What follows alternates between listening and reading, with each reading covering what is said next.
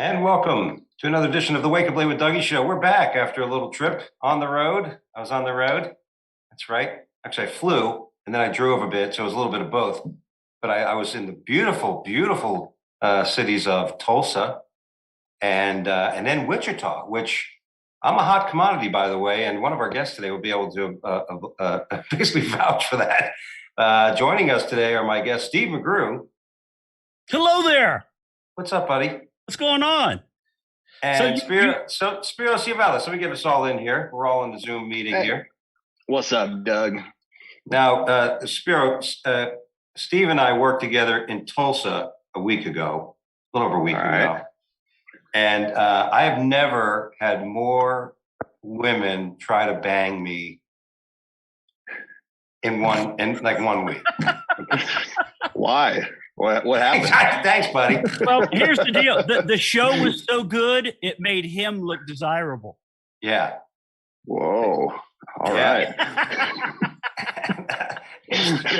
Spiro's like, holy shit, he must have been crushing. Yeah, the women were like, we need to get Dougie and roll him in flour and find the straw that sticks out.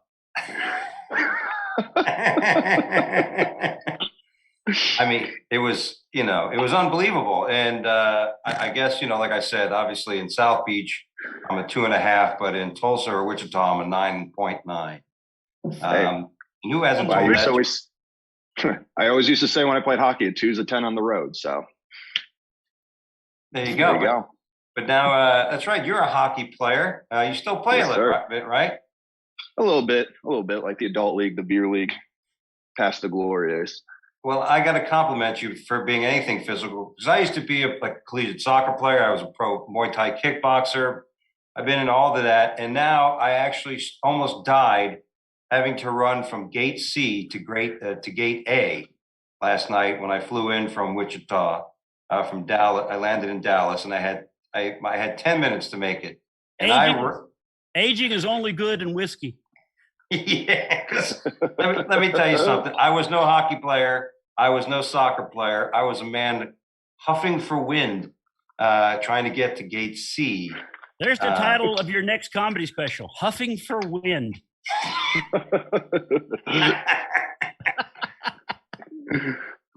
And the odd part about it was, I watched somebody run from my last flight, from the first flight when I was leaving Wichita. You watch somebody run to make it to the gate. You know what I mean? And I even posted. I go, boy, when I see somebody running to the gate and making it at the last second, I consider them an Olympian. And and everybody had their OJ references, of course. I consider it in Afghanistan. Oh, now run! We're missing our plane. Topical right now. Right off. Let's get into the topics, Mr. Mudflap. I'm sure to your glee, you're watching this travesty unfold with the misguidance of our president and how we felt this will not be Saigon, and watching those poor people fall off that cargo ship, that cargo plane. I mean, what? These guys are trying to see that one guy holding on to the plane like he's going to make it. Yeah, one guy climbed. I said, reaching for like an air vent. I'm going to hold on to this. This would be good. Yeah. It's crazy that they were jumping out of the. Yeah, what's sad is it's crazy they're jumping on the plane because they're. Oh man, we're delayed. Yeah. Go ahead. No, you go ahead. I was just saying it's crazy they're jumping on the plane because they're just adding me on Facebook, so it's wild. They're trying to get out anywhere they can. He's correct. It's like, if whoever makes it, if one of those guys make it, they really need to audition for American Ninja. You know what I mean? Because when you watch them people hold on, I do this now just for my back. I hang from the thing just to see if I could get my spine stretched. And I can only hold on to that thing for like 5-10 seconds at the best. And then I have to let go of my fat ass. So I couldn't imagine me jumping on that plane. I'd be going, nah. Remember the old days when you used to try to get your little Dougie pulled, and now you're just trying to get your spine stretched. That's it. Boy, life changes. Life comes at you fast. 1 minute you're pulling your dick. Next minute you're stretching your spine. Worst Snickers commercial ever. Exactly. Now, I mean, we had fun. I mean, Tulsa was great. I got to tell you what, for merch sales, I mean, I'm blessed that Steve, you did not sell merch, which as a feature, you better sell some merch if the headliner isn't. Right. But I Right. typically don't, but I watched how much you were selling and I came home and told my wife, I go, man, I am really messing up by not carrying a couple of shirts around. Tulsa is unbelievable for merch. I sold like 47 shirts that Wednesday through Saturday. And you would have sold more if they'd have been the wife beater style, but no. Yeah. And you could have stole some shirts if you went home with the ladies that were hitting on you. Hey. I got to tell you, dude, I came home and I strutted when I saw my wife. I'm the man. You did the George Jefferson on her, huh? Yeah. Wheezy. And now, Steve, it wasn't like these were beastly women. These are sexy. These are good-looking women. Oh yeah, you were doing. I'm not gonna say you were doing because I don't want to get you in trouble with your wife. What I'm saying was, and see, I know I was there. I saw it. You were like just so happy and proud that it was happening. You didn't care if it didn't happen. You were just like, oh my God, somebody threw a lure at me and almost caught me. Fucking lure. Want some vagina? But that was good. That was fun. But the merch deal, unbelievable. And then Wichita was a lot of fun. Worked with the Raging Cajun John Morgan. But anyway, back to the topic. Things are crazy, right? I mean, listen. I mean, how is it? By the way, you're in Vegas, right? Which has been open and stuff. Is Florida? I've had some shows cancel in Florida because Florida is a hotbed of the Delta variant. And, how are you guys doing there? Things are still bumping along. They have the mask mandate, so obviously you got to wear the mask wherever you go. The strip shows, they're still going. Some of the local showcases have been canceled, but it seems like everything's been humming along like normal. No real change on our end. I got you. So you have to wear a mask when you're indoors. Did he just say the strip shows were still going? Oh, yeah. Out of everything in Vegas, I know you got to wear your mask to like a buffet, but hey, the titties are still flopping without a mask. Yeah. That's cool. You can lick your lips and not look creepy anymore. You know, you're good with that. You got that right, Spiro. That's the thing. We need to do it now. I always used to laugh because in Florida, the strip clubs I went to were always nude, and you couldn't touch. We touched, and you know what I mean. I never understood the rule. Like when you give a guy rules in a strip club, you know what I'm saying? It's like, hey, first of all, it's a gentleman's club. I know you got to be a gentleman, but that's hard to be a gentleman when one of your buddies just got out of the back room, and he got blown by 6 girls. And isn't it strange that the gentleman's club is always the title given to the nastiest of the strip bars? But yet those really nice clubs with the steak dinners and the dancers they never have a gentleman's club title. They just have a name. Yeah. And this is funny because back in the late 90s, I used to work for a company where part of my job was taking financial advisors out, for a good time and winning them over so they would use our products, right? Very simple. Right. And we would go to strip clubs. And back then it was great because, like you said, they would have like, so-and-so steakhouse. Yeah. Like, oh, Doug, it says here that trip you had with those brokers from Palm Beach, $2,800, huh? Yeah, there's 3 of us. Yeah, and they all had the New York stripper. Exactly. They had some snapper and some blowfish. Appetite. But it was great because back then you that would show up on the receipt. You know what I'm saying? But they got these companies caught up on that kind of stuff when the early woke stage of Madoff financing. Yeah, then you got in trouble when you tried to run the credit card to the crack of her ass. That was the one that really got you in trouble. I used to love strip clubs. I spent over $30,000-$40,000 of my own money went in them in one year. I can tell you I've got fond memories though of those years. And was it worth it? Who knows? But but but the point was, there's moments of desperation that every man witnesses in the strip club. Like usually, like you mentioned, some people have food and they're actually eating. We're not talking about the nice restaurant that's attached to a strip club. We're talking about that. There's that. The guy who's right there at the pole. Yeah. There's a guy selling hot dogs. And the stripper's taking a few for her act. But aside from people that eat at a strip club, I always found it desperate when you watch that one poor guy go to the ATM on a couple of different occasions. Yeah. You mean that surveillance camera of you? Well, that tells you everything. Did you ever get caught with strip club ATM receipts in your pocket by your girl, Spiro? No, I've only been to one strip club, and I had the worst time, and I was so drunk I couldn't drive home, so I called her to pick me up. It was like 3 months into a relationship. She's like, "I think I'll keep you. I like you."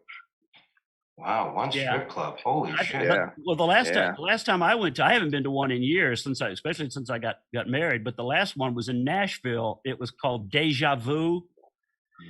And their slogan was 99 good looking women and one ugly one. Yeah. And apparently 99 called in sick the night I was there.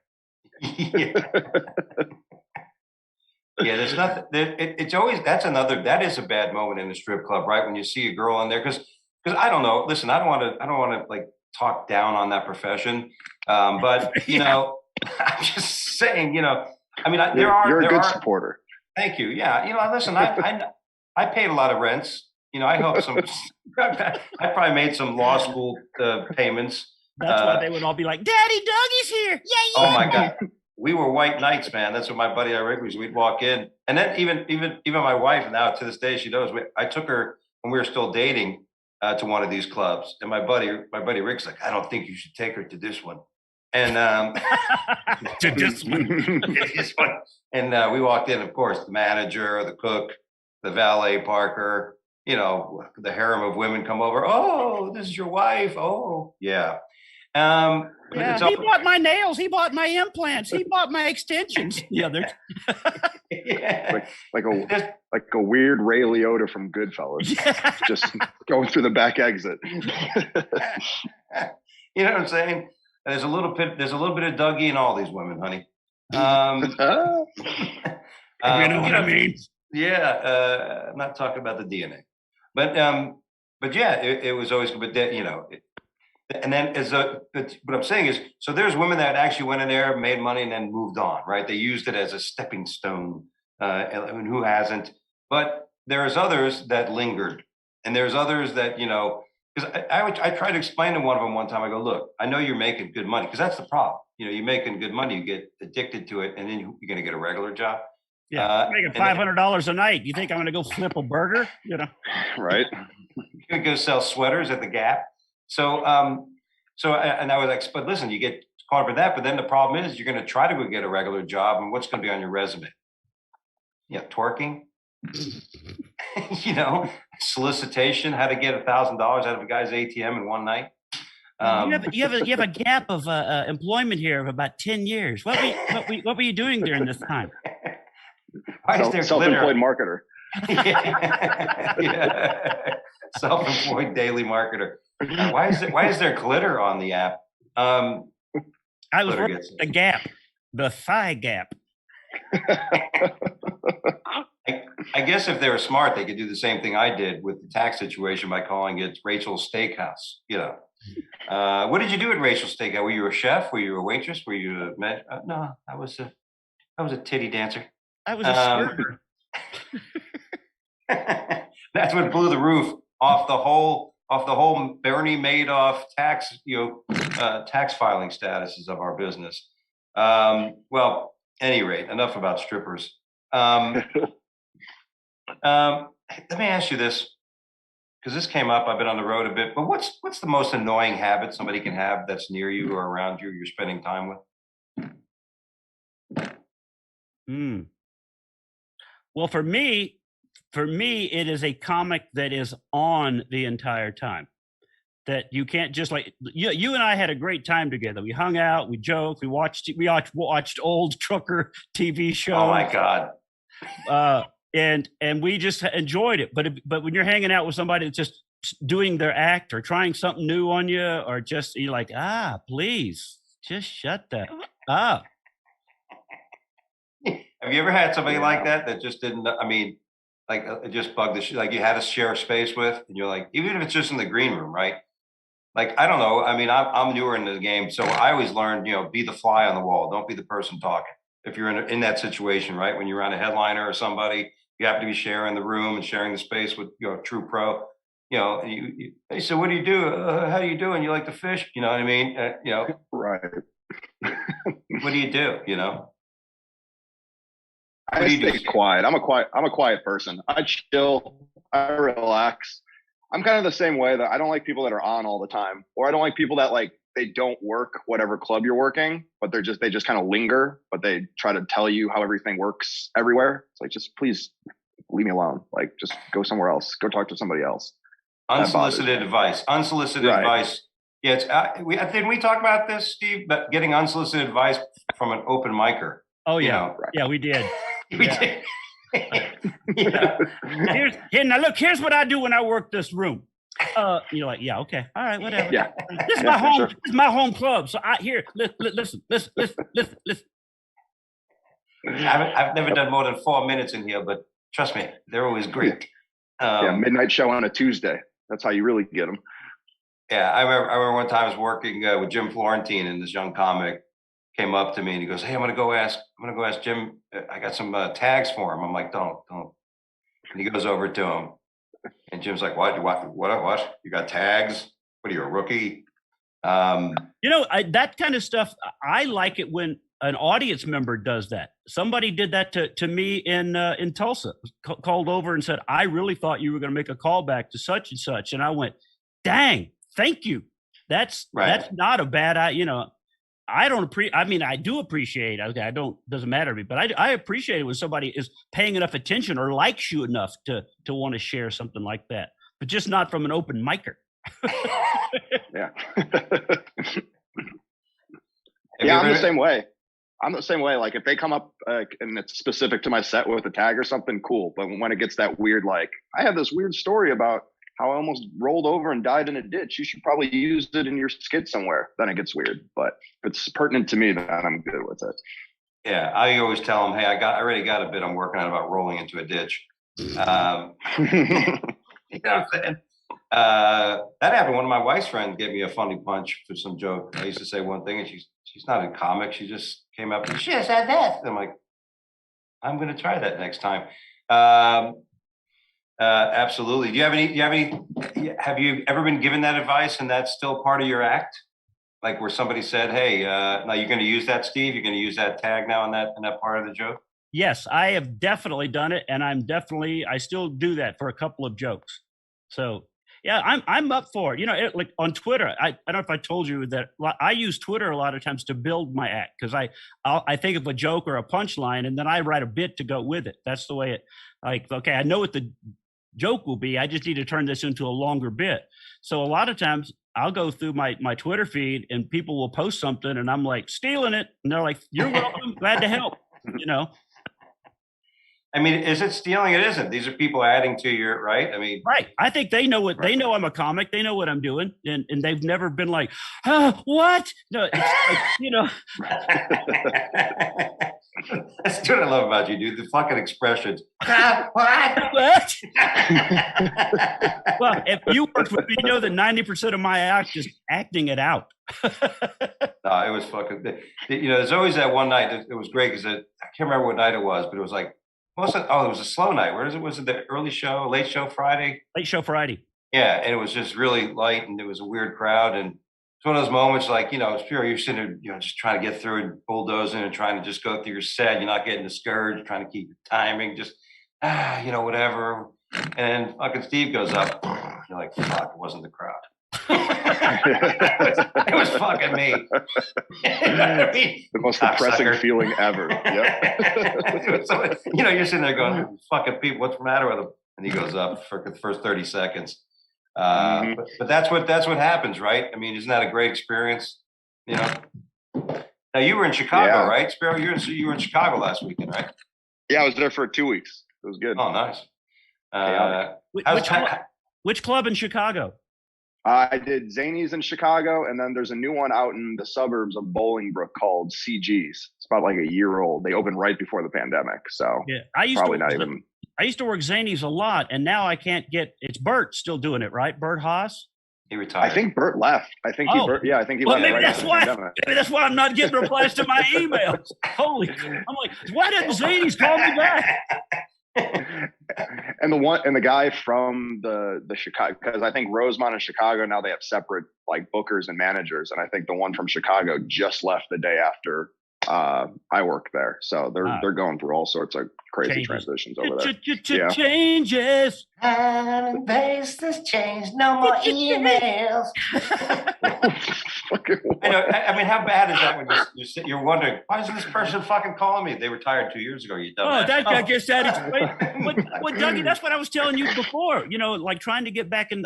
Was doing ships for a few years now, and trying to get back into clubs that I actually worked 2 or 3 times a year. You're like, there's a new booker, or there's a new owner, or there's a new, and you're like, well, I'm not starting over. You know what I mean? I don't want to start over with you guys. Hey, can you send us a VHS? How bad were those days, Steve? I mean, you know, we're as comics in this day, right? It's easy. We send the link, we do this. How bad was it? You got to send a fucking VCR. It's got to send that. You send the tape. You faxed your avails every week. You like faxed them, and you either made a new sheet, and you always tried to like make funky graphics, like an '80s graphic, like you cut something out of a magazine and made it look like a hostage letter. Hey, I'm available. Being creative, right? I mean, because I've had young comics ask me, like, when you send because it's a great question. Like, I don't know, it's how do you send a good avail? It's almost like the same way you learn how to wipe your own ass. You know what I mean? It's like eventually you mutter around a little bit and you figure out this seems to work. Yeah, eventually you learn all the cracks and crevices and you're yeah. Did anybody ever teach you how to wipe your ass, Steve, or did you figure it out? I think I was shown the basics, and then you realized, ow, that burns on the left side. I need to do that more. Oh, maybe the middle. And I think figure it all out eventually. Oh, you mean I got to wipe my whole ass? And then exhausting. And then the first time your wife goes, Jesus, what's wrong with your butt? I'm not washing these. You can wash. I'm not even going to touch these. You realize I probably should do a better job. Yeah. Well, that's when I know I've gotten too fat, when I'm having trouble wiping my own ass. Definitely going to get on the treadmill then. Hey, man, you getting in shape? I can't wipe my ass anymore. I figured it's not good. All right, we're a little short on time today, by the way. We got, this technology thing, it's amazing how technology helps us and it screws us. But and you brought this up, by the way. I was going to ask you guys this, but as a comedian, are you always on? You just talked about that. I have a buddy of mine, Perry, that every time you hang around with him, I said, dude, I need to get like part of the stage and cut it out, make like blocks, and then put them under your feet. And I mean, I'm just going to fucking put these the stage floor under your fucking feet, because it's that, right? It's always that. When do you turn it off, Spiro? When do you turn it off? As soon as I get off stage, or I'm very to myself and quiet off stage. I just kind of like to focus on me. So as soon as I'm done, like I do not like if I'm around people I'm comfortable with, cool, but I'm not like full on all the time. Like it's exhausting to me. I can't imagine how people do it. Like it just seems not fun to me. I don't know. Well, I'm constantly thinking of funny, like constantly thinking of things. All right, when I watch something, I try to look for it there. But I'm not saying, "Hey, is this funny? Hey, would this be funny? Hey, I'm constantly like working it and storing it or jotting it down into my phone. But that's my process compared to you're nodding, so you understand. Those guys like, "Hey, I just thought of this. You think this would work? Hey, yes, shut up. That works." Yeah. And I mean, you're right. I mean, you're always, because I've noticed, for the years I've been a financial advisor, I'm a fiduciary. for years. And being a comic, like the days are different. Like as a fiduciary, I wake up thinking about interest rates. What is China doing? What are the pre-markets doing? What's the global sentiment? Blah, blah, blah, blah, blah, all this shit. But as a comic now, I'm waking up going, what's funny? What's funny? What's funny today? I gotta find funny somewhere. Oh, wiping my ass. No one taught me that. Oh, I'll talk about that in the podcast.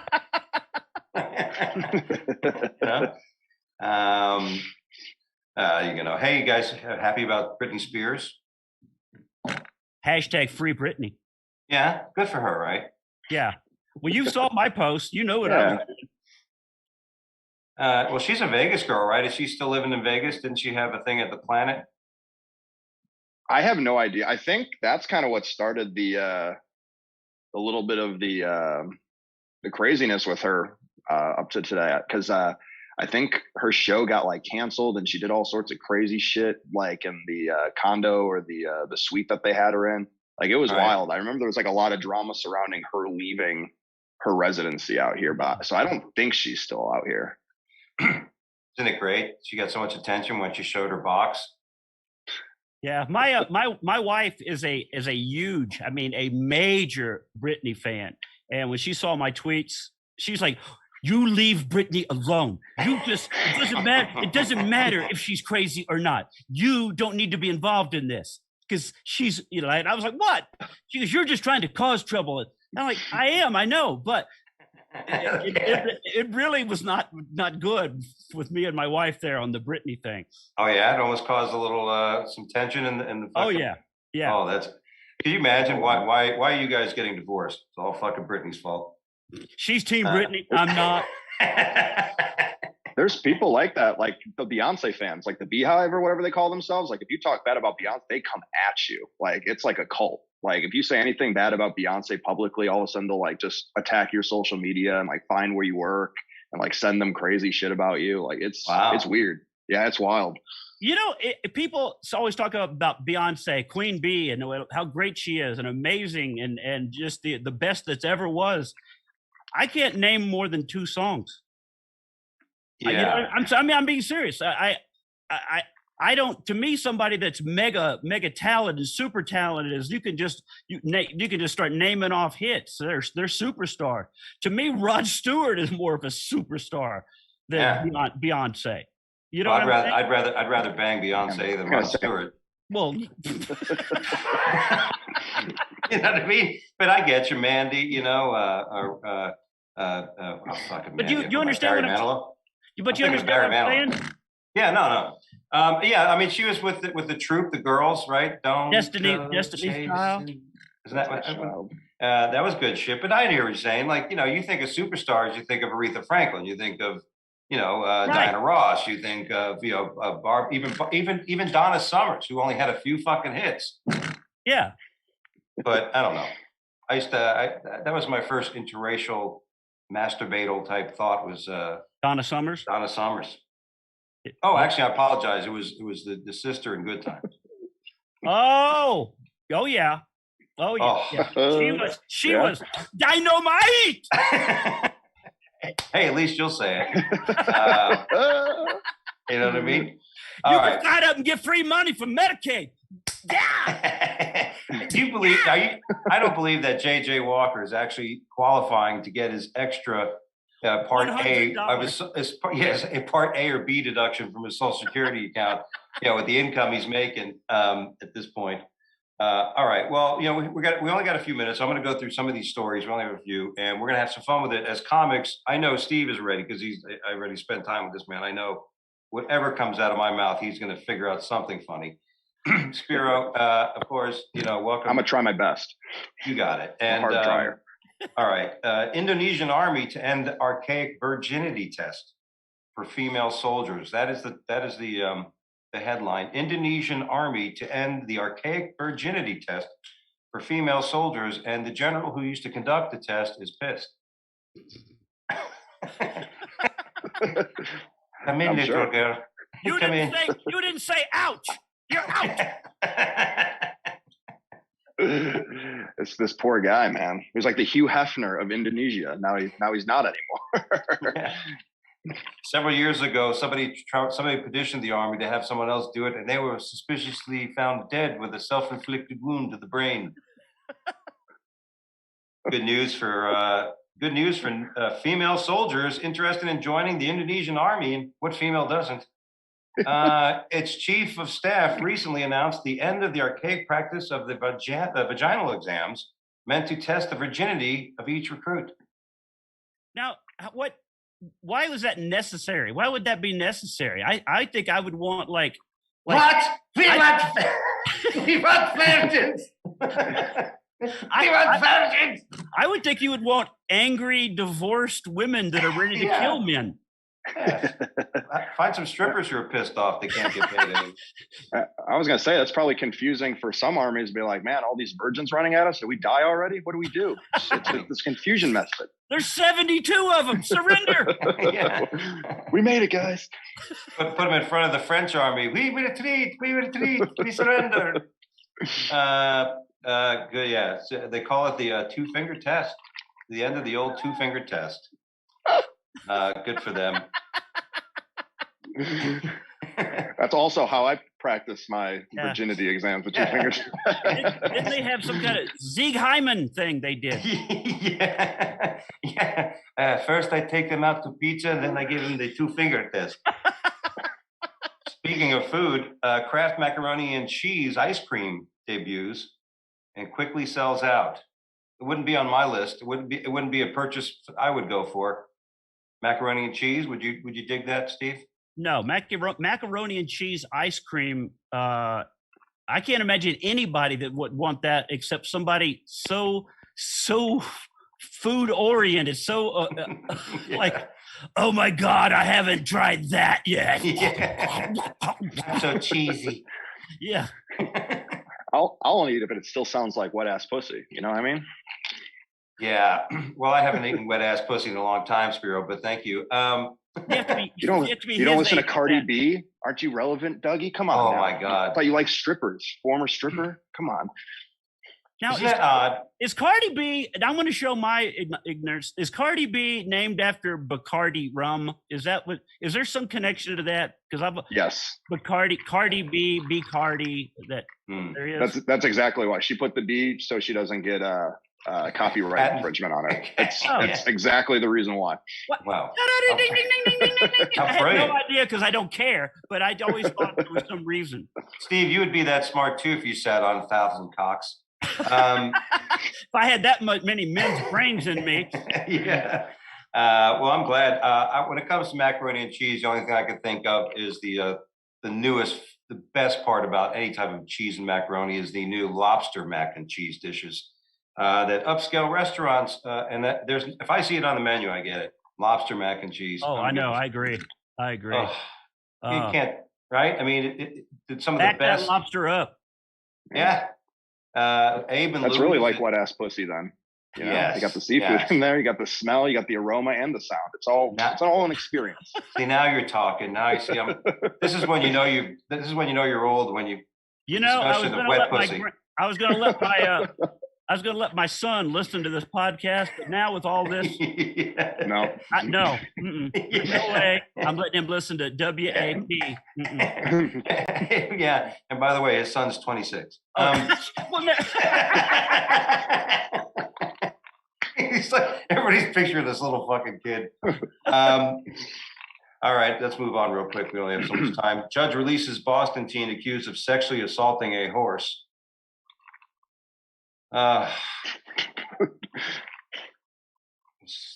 gonna let you go first on that one. Oh, for sexually assaulting a horse. This just in, I guess he's running for mayor in Tijuana. Like he's probably a hero down there. I mean, it's like Kid and Play. Jackson Kelly faced dangerous hearing it on Friday. That's more like Kid and Horseplay. I mean, if you want to try to bang a horse, you got to be careful, right? You can get a hoof. Yeah. Bang a horse, get it on. Bang a horse. Fucking hoof. Let's leave that there. What kind of stepladder do you need for that, Dougie? Yeah, I mean, first of all, you better listen. If you're going to want to fuck a horse, you better be packing. You know what I mean? At least you're 3 foot shorter than the horse. Well, you like don't want to disappoint her. Yeah. Yeah. You know what she's used to. Yeah. Yeah. How disappointing would it be for the horse thinking they're going, what the fuck is sticking in me? Yeah. That reminds me of that. What was that old joke where the ant jumps up and tries to hump the elephant and just gives it one hump and just goes, suffer, bitch. You know, just in its own head, you think you're doing well. Yeah. Well, that's what it's all about, right? When it comes down to it, who cares? Unless you're a comic. Sperm Bank holds a contest to find out who has the best jizz. You know, hey, I mean, how do they judge it? Is it a taste test? Wait, I gotta know where you're getting these articles from. Oh yeah, well, it's my secret, my trove. I won't give away my podcast secrets. I don't want to know anymore. I was a little curious, not anymore. No. Beat it out of me. Yeah, grounded by a pandemic and bored. If you're a young man in China and have time on your hands, a Chinese sperm bank may just have the right summer program for you. Oh, look, this one have a blonde hair. The Human Sperm Bank of Shanghai is inviting college students to join a competition, we'll call it a circle jerk, to see who has the best semen in order to promote reproductive health and recruit donors and get rid of some cups that they overordered for the Olympics. It sounds like they're trying to create the perfect race. We're looking, doesn't it? Like we're looking for superhuman sperm. We need the best, top notch. A fat Chinese guy walks up. Hey, how about here? The guy goes, thank you. He goes, you know, it'd be funny if they found like the one. They go, this is the best. This is pure. This is like Colombian gold of semen. Who does this belong to? And then like Dougie wanders out. Hey. I see you got my juice.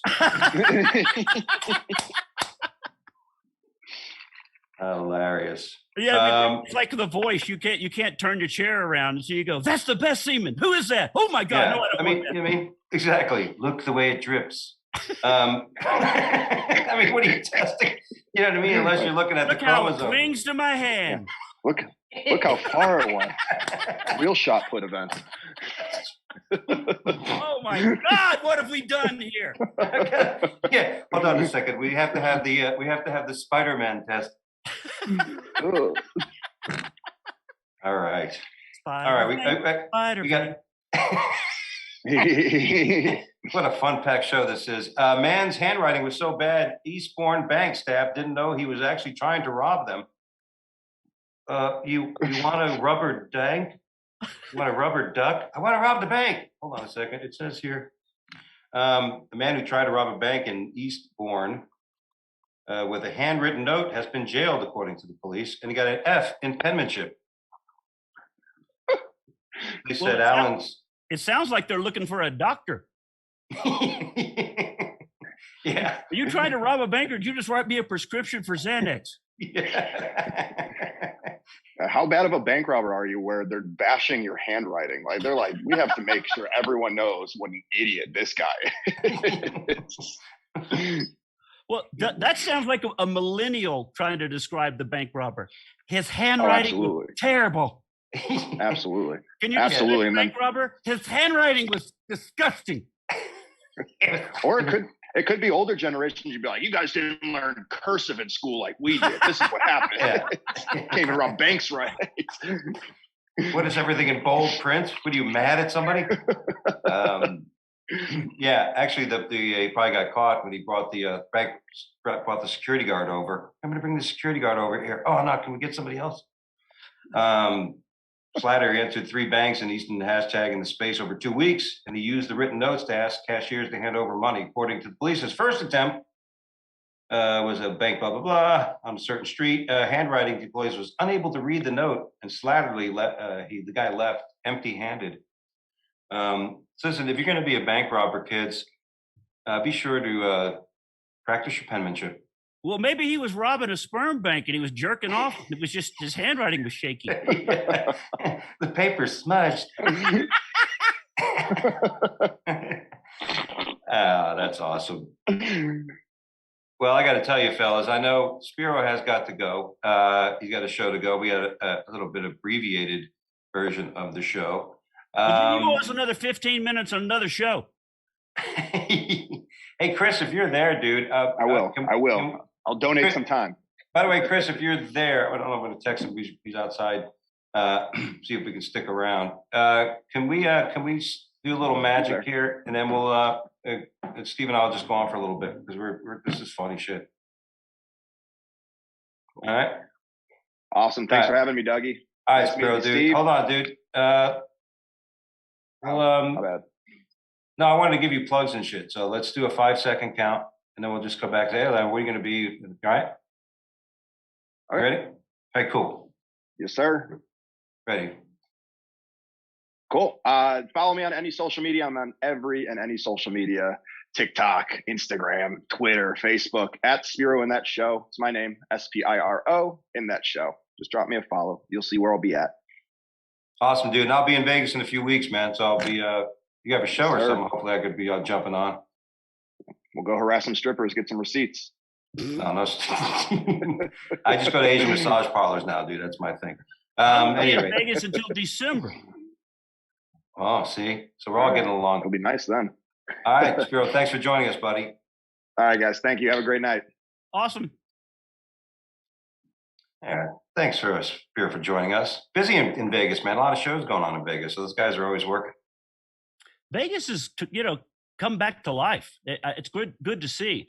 I can't imagine Vegas during lockdown. Can you imagine it'd be like a modern ghost town, like an old West town with just newspapers blowing down the street. Yeah, that dude. But dude, when I'm in Vegas, where am I going to be? I'm gonna stay inside. It's hot as shit, especially unless it's in the winter. Yeah, it can get cold. People don't. Oh, you're in Vegas in the winter? Bring a jacket, bitch. Yeah. I froze my balls off one night because I didn't realize it was going to be cold in December. Well, when I go to Vegas, which I love working Vegas. This is one of my favorite things to do, but I don't do anything in Vegas because I don't drink, I don't party, I don't do any, so right.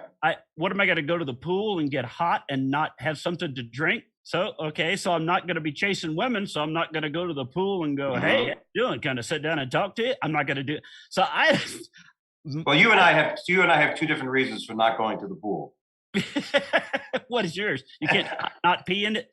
No, I don't want to be the fat guy at the pool with his shirt on all day. Oh, that guy. Yeah. Yeah. It's like the bald guy who always wears a hat. Yeah. With the $50 size dark nipple going through the wet white t-shirt. Yeah. You know what I'm saying? But yeah, Vegas is great. Yeah, but I would just stay in, like I never left the building in Wichita. I didn't see the light of day when I was in that, I don't want to say anything about the condo, but you know what I mean? What's that? The house. Yeah, the house. Yeah. But it was, I didn't see the light of day. We really didn't need to. We had Roku. I mean, that's right, man. We should share this. Was funny as fuck. We were watching old TV, right, and enjoying the hell out of it. Right, and there was an old series called Moving On. Claude Akins and some other dude, Frank Converse, and they were truckers, and they went around and they ran into all kinds of shit. They ran into this one guy who was a pianist from Russia, and for some reason he's like, I have to fucking go, and he wanted to go on his own, and he ended up getting America with you boys. Yeah, he ended up getting in their truck, and next thing you know, they're buddies and pals. And there's a scene where they walk out, they go in to some restaurant to see if he can play. There's a piano, so they go, "Can you play? Your finger's messed up." Who knows? I forgot he was at a strip club and he was in the VIP room. And he thought he hurt his hand. Yeah, and you know what I mean. But he went in there and they used the piano and he played. He goes, "I'm good. Let's go to the play at the whatever." And they go and they walk out and there's a sign out front that says Richmond, home of the Confederacy. Yeah, capital of the Confederacy. Capital of the Confederacy, right there. And they're hiding. These big guys are all behind the sign. They're looking at it. Home of the Confederate White House. Yeah, Confederate White House. That's right. Yeah. and I'm like, oh my God, no wonder this is not on regular TV today. Can you imagine this being seen on regular TV? What? Somebody got fucking triggered. Well, you know what's just sad is them trying to like people destroy history. You know what I mean? Yeah, it may not be cool now, but it doesn't mean it wasn't back then. You know, like people people had different attitudes about things. You know, I watch these old westerns, and they're like, you know, it's 5 years after the Civil War, and we all should be getting along. You know, and you can almost see their version of what's happening now. Like they're trying to say, look, can't we all just get along? You know? Yeah, you know, it's almost like going back. Like I think of the world and our country just like a person, like, you know, and the country, the United States as a country, based on all the other countries that are around, is a child. And you know what I mean? And we're judging the actions of a child. It's like going to the 2-month-old or 2-year-old going, stop shitting in your fucking drawers. How dare you keep shitting in your fucking drawers? But that's what I do. That's what I do. What are you supposed to do? You know, the judging of it, and I don't know, dude. You know, you watch the old shows like we were talking about, or the old westerns that I like to watch, and you can always see how they were trying to use the American Indians as the reference for stuff. You know, like, hey, he's coming into town. We don't let them into town. They don't come in here. You know what I mean? You can see the social justice that was being used in the old westerns. You know. Yeah, it's crazy, but dude, I'm glad we got to spend some more time together here. And we're working on a little tour. We have some people, some fellow patriots that are wanting to do some shows, hit some towns. It's gonna be great. Ask your Twitter followers of a name, a potential name we could use. And we'll give them credit. But where else they can see you? Tell our listeners where they can find you and find out more about you, buddy. Well, I am addicted to social media, so anything on social media. What I do when I'm ever on a radio show doing a promo, I always say just Google Steve McGrew, because I wasn't lucky enough to be one of those guys. Find me on Instagram, Twitter. I'm all under the same name, you know. So I've got so many different names under each account, but I'm on honestly, I'm on everything. I need social media: TikTok, Instagram, Facebook, Twitter. But I always say Google Steve McGrew and find all my stuff. There you go. And that's why I use Dougie Almeida.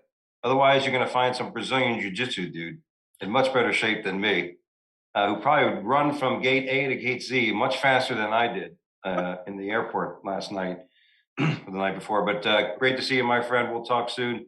I love you, buddy. Have fun out there. You got it. My pleasure. But you got it. And good night, everybody. We'll be back next week with an all-new show again. Some special guests right here at the same spot. Take care. Wake up! Wake